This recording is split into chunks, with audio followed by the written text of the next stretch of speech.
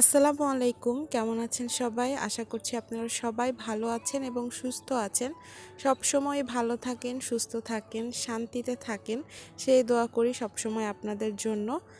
আজকে আমাদের বাংলা বছরের প্রথম দিন পহেলা বৈশাখ। আপনাদের সবাইকে জানাচ্ছি শুভ নববর্ষ। প্রতি বছর নববর্ষের এই দিনটা একটু সুন্দরভাবেই কাটে, যেহেতু এটা ছুটির দিন থাকে। তাই কিছু না করলেও অন্তত আমরা একটু বাইরে যাই, ঘুরতে যাই, আর কোথাও না হলেও মেলায় যাই। তো এই সাধারণ চিত্রটা এবছর একেবারেই ভিন্ন রকম। এবার কোনো কিছুই হবে না, একদমই বাসায় বসে আমরা কাটাচ্ছি পহেলা বৈশাখ।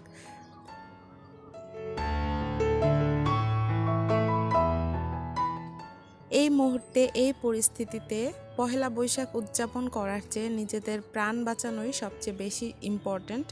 তাই আমরা নিজেদের স্বার্থে, নিজেদের সুস্থতার জন্য এবং আশেপাশের মানুষগুলোকেও নিরাপদ রাখার জন্য বাসায় থাকছি। তবে বাসায় থাকতে থাকতে যে একঘেয়েমিটা চলে এসেছে, এটা কাটানোর জন্য মাঝে মাঝে একটু ভালো মন্দ খাওয়া যায়। আর আমরা এখন বাইরে যেহেতু বের হতে পারছি না, তাই বাসাতেই যতটুকু সম্ভব কিছু আনকমন ডিশ বা কিছু রিচ ফুড তৈরি করা যায়।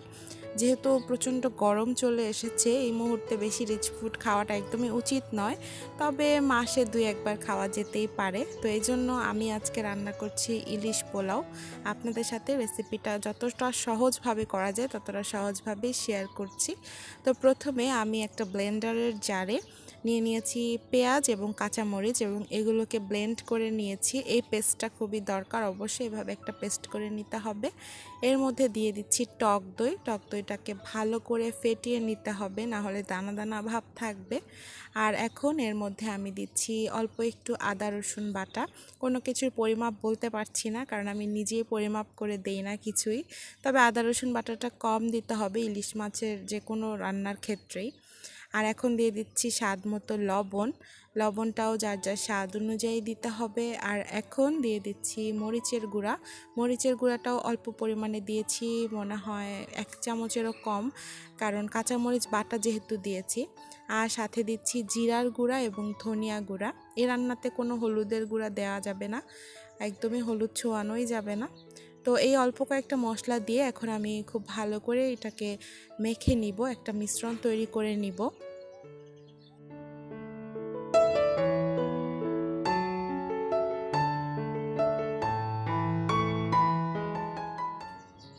আমি 4 পিস ইলিশ মাছ নিয়েছি। মাছগুলোকে ভালো করে কেটে ধুয়ে বেছে সুন্দর করে রেখেছি।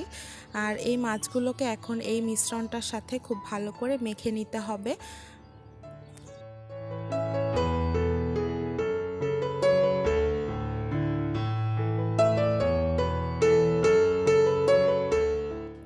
দুইজন মানুষের খাবার, তাই 4 পিস মাছ দিয়ে আমাদের বেশ ভালো মতোই চলে যাবে। আর এই মাছটাকে এই মিশ্রণটার সাথে মেখে আধা ঘন্টার মতো রেখে দিতে হবে, যাতে খুব ভালো করে ম্যারিনেট হয়ে যায় মাছটার সাথে মশলাটা। আর এরপরে একটা প্যান বসিয়ে দিয়েছি চুলায়, আর এখানে আমি দিয়ে দিব সরিষার তেল। আমি সরিষার তেলের সাথে অল্প একটু নর্মাল সাদা তেল মিক্স করে দিয়েছি। আপনারা চাইলে পুরো রান্নাটাই করতে পারবেন শুধু সরিষার তেলে অথবা শুধু সয়াবিন তেলে।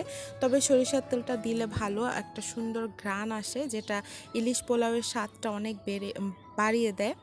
আর এবার আমি তেলটা একটু গরম হওয়ার পরে দিয়ে দিয়েছি পেঁয়াজ কুচি। অল্প পরিমাণে জাস্ট পেঁয়াজ কুচি দিয়েছি, কারণ অলরেডি আমি অনেকটা পেঁয়াজ বেটে নিয়েছি বা ব্লেন্ড করে নিয়েছি। পেঁয়াজটা যখন হালকা একটু ব্রাউন হয়ে আসবে, তখন আমি যে মিশ্রণটা ইলিশ মাছের সাথে মেখে রেখে দিয়েছিলাম আধা ঘন্টার জন্য, সেই মিশ্রণটাই এই চুলার মধ্যে, প্যানের মধ্যে ঢেলে দিচ্ছি। ঢাকনা দিয়ে মিডিয়াম আঁচে মাছগুলোকে এখন রান্না করে নিতে হবে। খুব বেশি সময় লাগবে না, 6-7 মিনিটের মতোই লাগবে। ইলিশ মাছ রান্না হতে খুব একটা সময় নেয় না। আর যখন নাকি উপরে তেল ভেসে আসবে তখনই এই রান্নাটা হয়ে যাবে। তো এই রান্নাটাতে কিন্তু তেল একটু বেশি দিয়েছি আমি ইচ্ছা করে। আপনারা তেল তেল দেখছেন, এটা কিন্তু আমি ইচ্ছা করে দিয়েছি, তাহলে পোলাওটা রান্না করতে খুব সুন্দর হবে। এই জন্য একটু তেল বেশি দেয়া হয়েছে।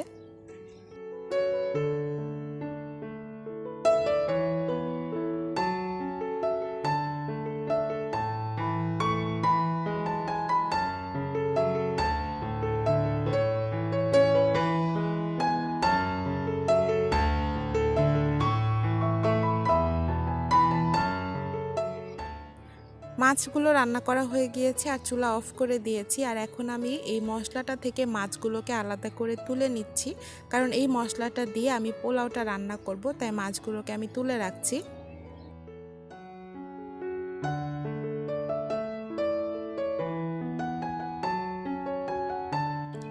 চলে যাচ্ছি রান্নার পরবর্তী ধাপে।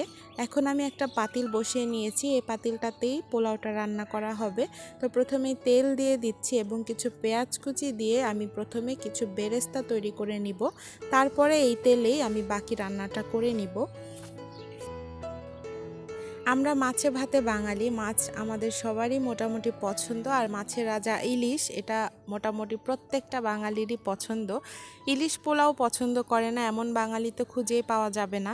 তাই আমার মনে হয় এই রান্নাটা আপনাদের সবার কাছেই অনেক ভালো লাগবে। আমি খুব সহজ করে ঝটপট করে রান্না করি, তাই আমার রান্নাটা যারা আমার মতো ফাঁকিবাজি রান্না করতে চান তাদের কাছে বেশি ভালো লাগবে। তো এখন আমি সেই সেম তেলটাতে দিয়ে দিচ্ছি তেজপাতা, দারচিনি এবং এলাচ।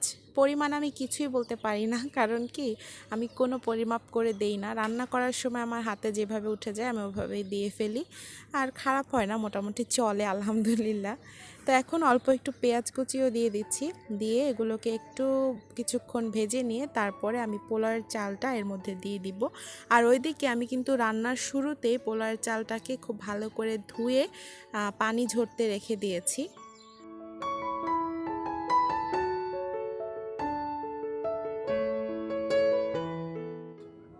এ পর্যায়ে স্বাদমতো লবণ দিয়ে দিচ্ছি। লবণ দেওয়ার সময় খেয়াল রাখতে হবে, আগে থেকে যে ইলিশ মাছটা রান্না করেছিলাম সেখানেও কিন্তু আমি লবণ দিয়েছি, সো পরিমাপটা বুঝে নিয়েই লবণটা দিতে হবে স্বাদ অনুযায়ী। আর এখন আমি এর মধ্যে আগে থেকে ধুয়ে পানি ঝরিয়ে রাখা পোলাওয়ের চালটা দিয়ে দিচ্ছি। এখানে আমি নর্মাল চিনি গুঁড়া পোলাওয়ের চাল নিয়েছি। বাসমতি চাল দিয়েও কিন্তু ইলিশ পোলাও রান্না করা যায়, ওটাও খুব মজা হয় খেতে। তো আজকে আমি পোলাওয়ের চাল দিয়ে করছি।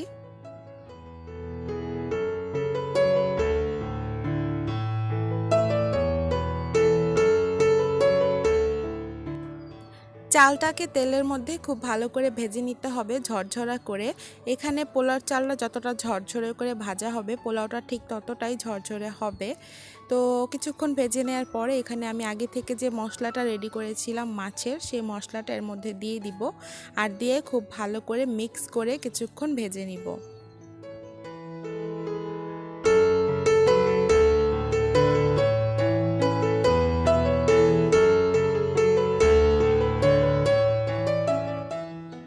চালের সাথে মাছের মশলা মিক্স করার পরেই খুব সুন্দর একটা ঘ্রাণ বের হয়ে যায়, পুরো বাড়ি সেই ঘ্রাণে মোমো করতে থাকে।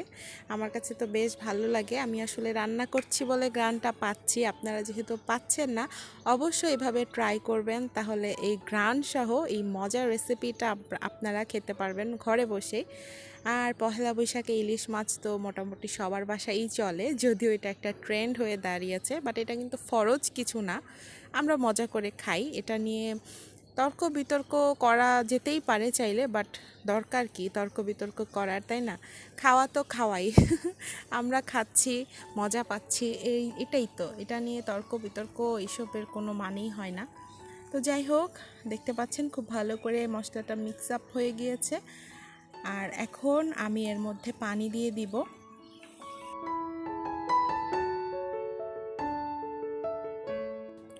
তার আগে এখানে আমি আমার স্বাদ মতো কাঁচামরিচ দিয়ে নিচ্ছি। আমরা যেহেতু একটু ঝাল বেশি খাই, আমি তো অনেক ঝাল খাই আপনারা জানেনই, তো আমি তো ঝাল দেই ইচ্ছা মতো। তবে আপনারা এখানে মরিচটা না দিলেও পারবেন, যেহেতু আমি ইলিশ মাছটা যখন রান্না করেছিলাম তখনই মরিচ অলরেডি বেটে দিয়ে দিয়েছিলাম। তো এক্সট্রা ঝালের জন্য এখানে আবার কিছু মরিচ অ্যাড করছি।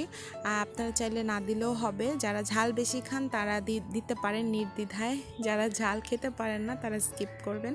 আর এখন পানি দিয়ে দিচ্ছি, এখানে আমি গরম পানি দিয়েছি, পানিটাও নিজের আন্দাজ মতো দিয়ে দিয়েছি। সব নিজের আন্দাজ মতো করি আমি কারো পরিমাপ মানি না, আমি নিজের আন্দাজ মতোই চলি। তবে আসলে এগুলোর পরিমাপ আছে, আমি আসলে অত এক্সপার্ট না, তাই বলতে পারছি না, আমি খুবই দুঃখিত। আমি সবসময় ফাঁকিবাজি করে রান্না করি নিজের মন মতো, নিজের মনের রেসিপি মতো, তো এই কারণে আমার কোনো পরিমাপ নাই। তো এই যে পোলাওটা কিন্তু হয়ে গিয়েছে। আর এখন যেটা করব, আমি এর মধ্যে মাছগুলোকে লুকিয়ে রাখবো। লুকিয়ে রাখার জন্য আমি জায়গা করছি স্পুন দিয়ে। তো একটু গর্ত গর্ত করে দিয়েছি। আর এর মধ্যে এখন যে ইলিশ মাছটা রান্না করা আছে ওই মাছগুলোকে এর মধ্যে মাটি চাপা দিয়ে দিব, পোলাও চাপা দিয়ে দিব। তো মাছটা আসলে উপরে রেখে দিলেই চলে। তো আমি আবার পাকনামি করে একটু ভিতরে ঢুকিয়ে রাখছি, কারণ আমার মনে হচ্ছে যে তাহলে আরও বেশি একটা সুন্দর ফ্লেভার আসবে ইলিশ মাছের। আর সেটাই হয়েছে। ইলিশ মাছটা ভেতরে এভাবে ঢেকে রাখার কারণে পুরো চালটা জুড়ে ইলিশ মাছের একটা ফ্লেভার চলে এসেছে।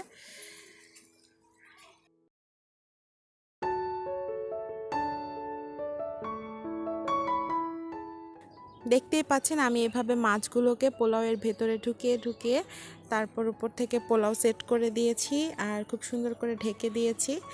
এখন আমি ঢাকনা দিয়ে রাখবো। তার আগে উপর থেকে কিছু বেরেস্তা ছিটিয়ে দিব, তাহলে আরও সুন্দর একটা ঘ্রাণ আসবে। তো এবার এটাকে ঢেকে দিয়ে আমি অনেকক্ষণ রেখে দিব, তবে আপনাদের তাড়াহুড়ো থাকলে আধা ঘন্টা বা এর কম রাখলেও চলবে। আমি এটা ঢাকনা দিয়ে ঢেকে রেখে তারপরে গোসল করেছি, নামাজ পড়েছি, সালাদ বানিয়েছি, তারপর এটা খেয়েছি। সো এটা মোটামুটি আধা ঘন্টারও বেশি সময়, 1 ঘন্টার মতো এটা এভাবেই ঢাকা ছিল।